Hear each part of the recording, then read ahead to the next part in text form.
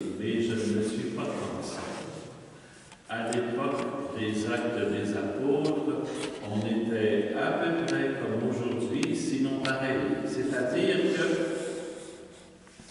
pour les bonnes gens que nous sommes, nous avons toujours de la difficulté à entrer dans l'évolution, même si les suggestions de l'évolution viennent de Dieu. Ça a été la même chose durant le règne du pape François. Il y avait des idées, il posait des gestes, puis beaucoup de gens disaient « il est en train de détruire l'Église. Il faut tout faire pour la sauver, pour l'épargner. » C'est exactement le texte de ce matin. Et on retrouve aussi la même chose dans l'Évangile. Jésus parle des brebis qui se rassemblent, etc. Et les pharisiens, et on dit dans l'Évangile, il s'adresse aux pharisiens parce que ce sont des gens instruits, ce sont les religieux de l'époque, les gens bien. Le texte dit, ils ne comprirent pas de quoi il leur parlait. Bon, c'est beau de lire les textes, d'en saisir le sens, mais il faut revenir à nous-mêmes aussi. Lorsqu'arrive un changement, je ne dis pas que tous les changements sont bons, je ne veux pas généraliser, mais lorsqu'arrive un changement, quelle est ma résistance? Et est-ce que je résiste à Dieu ou si je résiste à mes caprices? Je ne veux pas que ça change. Je veux que ça reste comme toujours je l'ai fait, comme toujours j'ai vécu, comme toujours j'ai pensé qu'il était bien. Et ça, c'est pas uniquement au niveau religieux, mais au niveau politique, au niveau social, etc.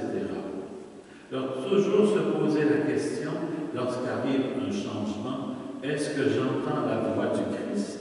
Est-ce que j'entends la voix du bon pasteur qui m'invite à sortir, à rentrer, à aller vers le vrai pâturage? Ou si j'entends mes propres résistances qui disent « ils ne vont pas croire n'importe quoi ». Et c'est un peu ce qui s'est passé dans les Actes des Apôtres. C'est aussi ce qui s'est passé à l'époque de Jésus. Et les puissances du mal et de la mort ont été plus fortes que ces paroles de vie.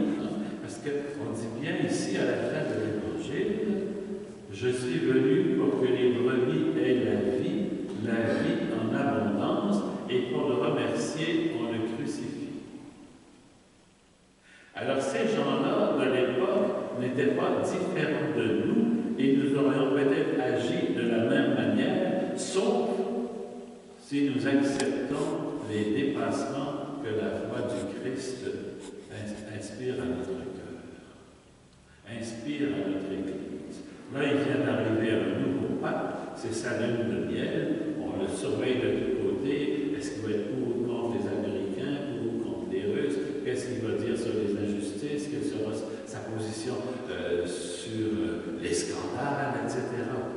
Et puis à un moment donné, on va dire, c'est un faux pape. Il nous déplaît. C'est pas ce qu'on voulait. Et pourtant, il est choisi par le Seigneur. Il est celui qui nous propose comme guide. Bon, j'exagère un peu, mais c'est pour être sûr que vous compreniez.